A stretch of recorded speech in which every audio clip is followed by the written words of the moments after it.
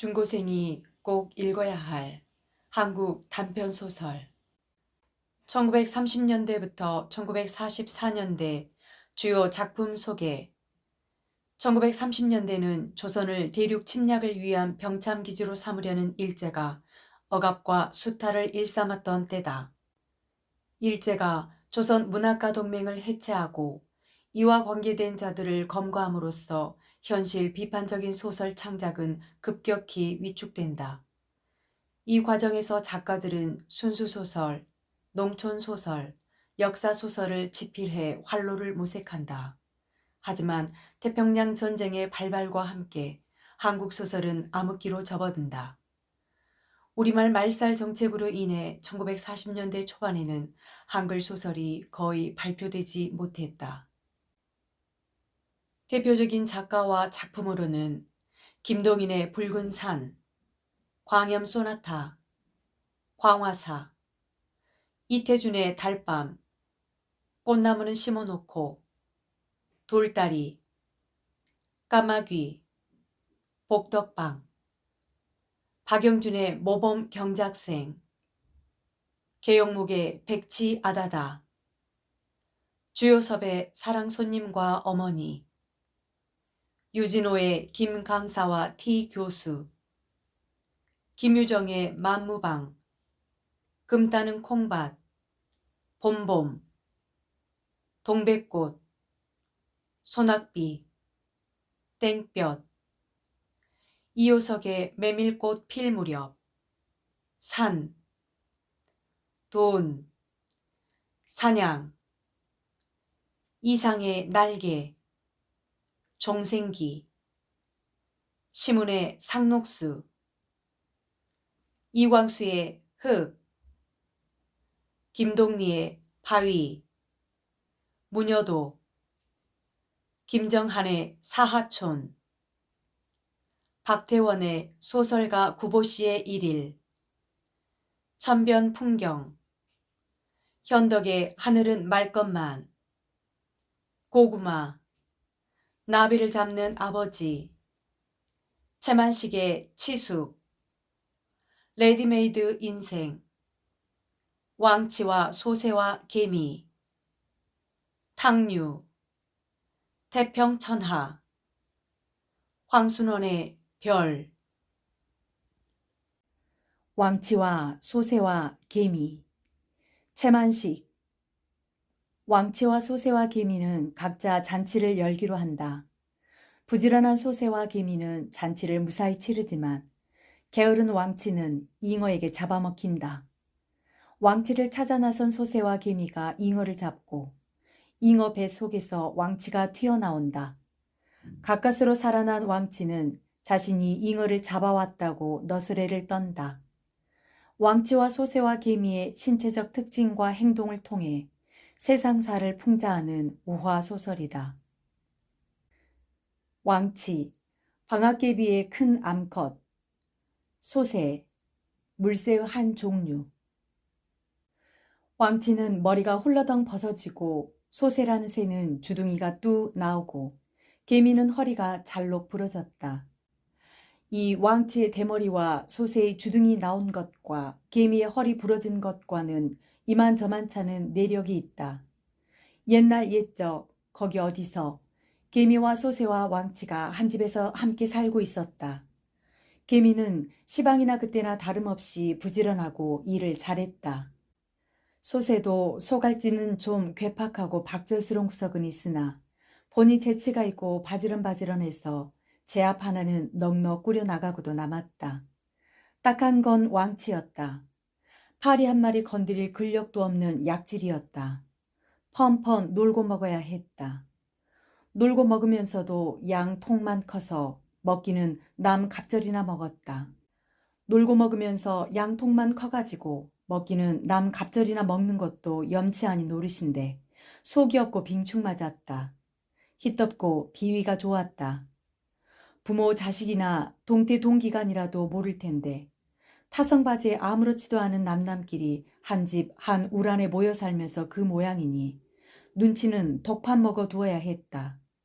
개미는 그래도 천성이 너그럽고 낙천가가 되어서 과히 허물을 하지 않았지만 성미가스란 소새는 영 아주 왕치를 못 볼 상으로 미워했다.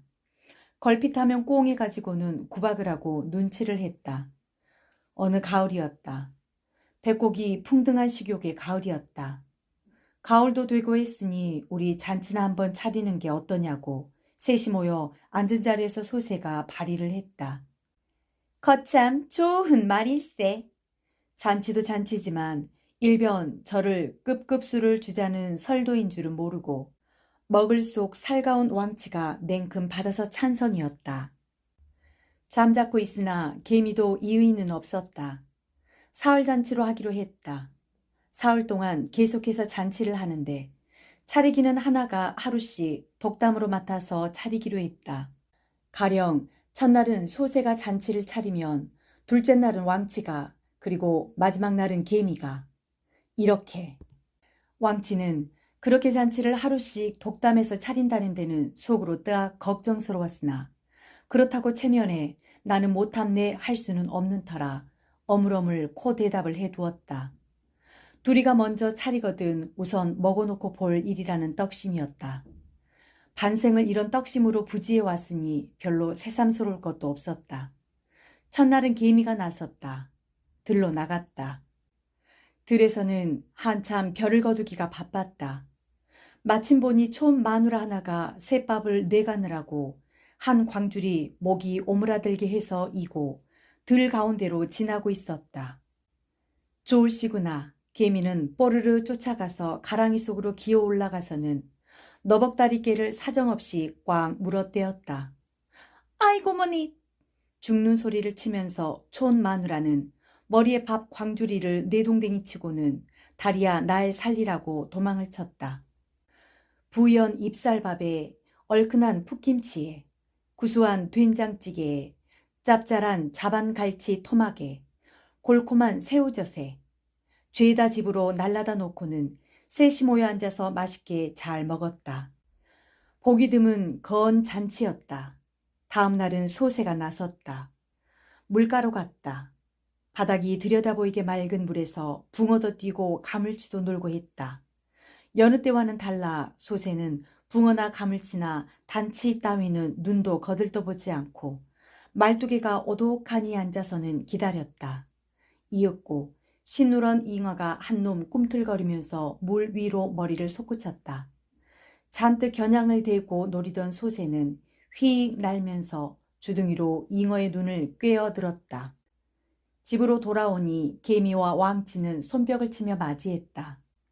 싱싱한 잉어를 놓고 둘러앉아서 먹는 맛은 또한 자별했다. 소새 차례의 둘째 날의 잔치도 그래서 걸게 지났다. 마지막 셋째 날은 드디어 왔다. 왕치는 무엇라고든 핑계를 대고서 배심으로 뭉갤 생각이었으나 보니 소새의 팽팽한 눈살이 안 될 말이었다. 잘 먹은 죄가 이렇게 큰 거라고 생각하면서 아무 가량도 없는 채 집을 나섰다. 우선 들로 나가보았다. 펀한 들에는 벼만 가득히 있고 농군들이 벼를 거두기에 바빴지 보아야 만만히 건드림직한 거라곤 없었다.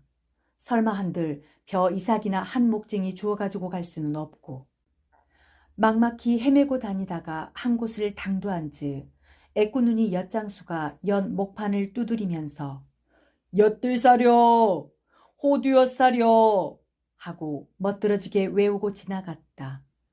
덮어놓고 후루구룩 날아가서 연 목판에 가앉았다. 한 목판 가득 담긴 엿이 또한 먹음직스러웠다. 이걸 송두리째 집으로 가져만 갔으면 걸기도 하고 한바탕 뽐낼 판인데 그러나 무슨 재주로 어떻게 했으면 좋을꼬 하고 요리조리 연 목판을 끼웃거리며 궁리를 한다는 게 무심결에 엿장수의 어깨에 가 앉았던 모양이었다. 잡것! 재수없네.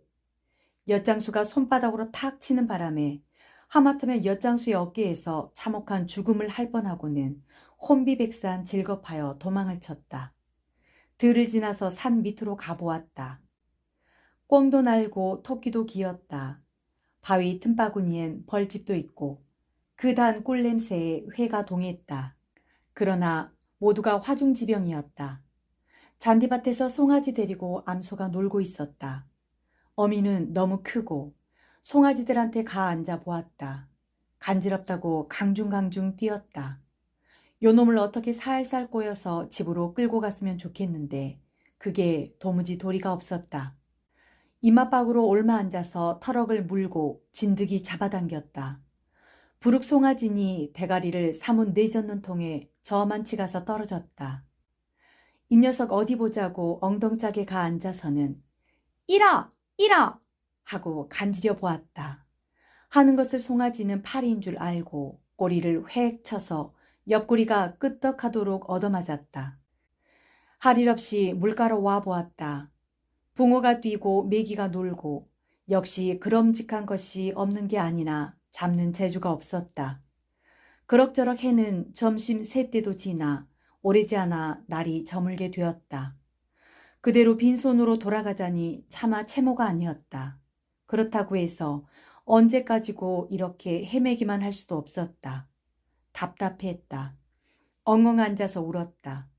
막 그럴 즈음 어저께 소새가 잡아가지고 온 그런 잉어가 한 놈 신누런 몸뚱이를 굼실거리면서 물 위로 떠올랐다. 왕치는 분연히 울기를 그치고 팔을 부르거뒀다. 그래, 사내 대장부가 세상에 나서 온 이래야 옳단매. 그러면서 단연 그 잉어를 잡을 결심으로 후르륵 날아 마침 솟구치는 잉어의 콧등에 오뚝 앉았다. 잉어야 그렇잖아도 속이 출출한 판인데 이게 웬 떡이냐고 날름 혀로 차서는 씹고 무엇하고 할 것도 없이 그대로 꼴깍 삼켜버렸다.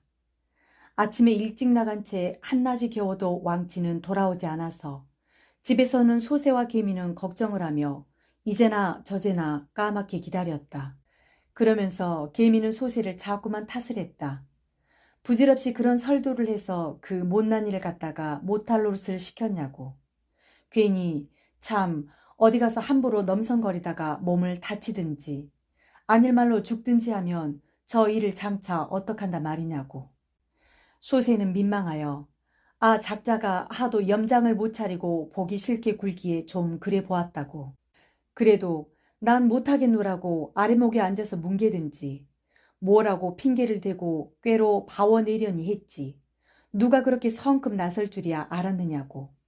아무려나 어서 무사히 돌아오기나 했으면 좋겠다고 누누이 발명 겸 후회하기를 마지 않았다. 한낮이 겨우고 다시 새때가 되어오자 참다 못해 둘이는 왕치를 찾으러 나섰다. 개미는 들로 나섰다. 그러나 암만 찾고 다녀도 왕치의 종족은 알 길이 없었다. 소새는 물가로 나갔다. 역시 암만 찾고 다녀도 벌써 잉어의 뱃속으로 들어간 뒤라 왕치는 눈에 띄지 않았다. 어느덧 날은 저물어 땅거미가 져서 더 찾을래야 찾을 수도 없고 소새는 마음만 한껏 초조하면서 거듭 뉘우쳐 싸면서 할 일 없이 집으로 돌아가기로 했다. 혹시 그동안 왕치가 제풀에 돌아와서 있으면 자기 좋으면 하는 일루의 희망을 가지고. 그리하여 마침 수면을 날아 걷는데 잉어가 한 놈 굼실거리며 물 위로 떠오르는 게 보였다. 이왕이니 사냥이나 해가지고 갈 생각으로 획 몸을 떨어뜨리면서 주둥이로 잉어의 눈을 꿰어찼다. 집에서는 개미가 먼저 돌아와서 까맣게 혼자 기다리고 있었다. 둘이는 필경 일을 저지른 일이라고 걱정에 땅이 꺼졌으나 다시 더 찾아본들 날은 이미 저물었고 밝는 다음 날로 미룰 수밖에 없었다. 하나가 빠졌는데 집안이 텅 빈 것 같이 섭섭한 집 안에서 둘이는 방금 소새가 잡아가지고 온 잉어를 먹기 시작했다. 좋은 음식을 대하니 한결 없는 동무가 생각이 나서 목에 걸렸다. 중간쯤 먹었을 때였다. 벼랑간 후루룩 하더니 둘이가 먹고 있는 잉어 배때기 속에서 왕치가 풀쩍 뛰어나오는 것이었다. 아까 왕치를 산채로 먹은 그 잉어를 공교로이 소새가 잡아온 것이었다.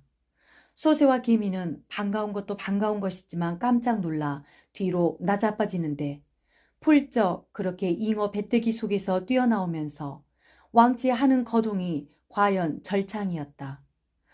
휘, 더워. 어서들 먹게. 이놈의 걸 내가 잡느라고 어떻게 그만 애를 썼던지.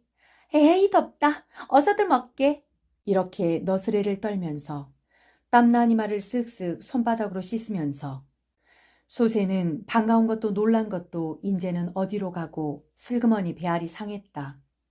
잡기를 번연히 소새 제가 잡아 그 덕에 생선 배때기 속에서 귀신도 모르게 죽을 것을 살려냈어 한 것을 넉살 좋게 제가 잡느라고 애를 쓴 건 뭐하며 숫째 어서들 먹으라고 연성 생색을 내니 세상 그런 비위 장도 있더냐 말이었다. 소새는 그래서 주둥이가 한자나 되게 뚜하니 나와가지고는 셀룩한 눈을 깔아뜨리고 앉아 말이 없었다. 개미가 비로소 정신을 차려 도리를 다시금 보니 참 우스워 기절을 하였겠다. 속을 못 차리고 공것을 너무 바치고 하면 이마가 벗어진다더니 정말 왕치는 이마에 땀을 쓱쓱 씻는데 보기 좋게 빈대머리가 훌러덩 단박에 벗어지고 만 것이었다. 소새는 또 주둥이가 한 발이나 쑥 나와버렸고 개미는 하도 우습다 못해 대굴대굴 구르다가 그만 허리가 부러지고 말았다. 이래서 그때부터 왕치는 대머리가 벗어진 것이고 소새는 주둥이가 길어진 것이고 개미는 허리가 부러진 것이고 했다는 것이다.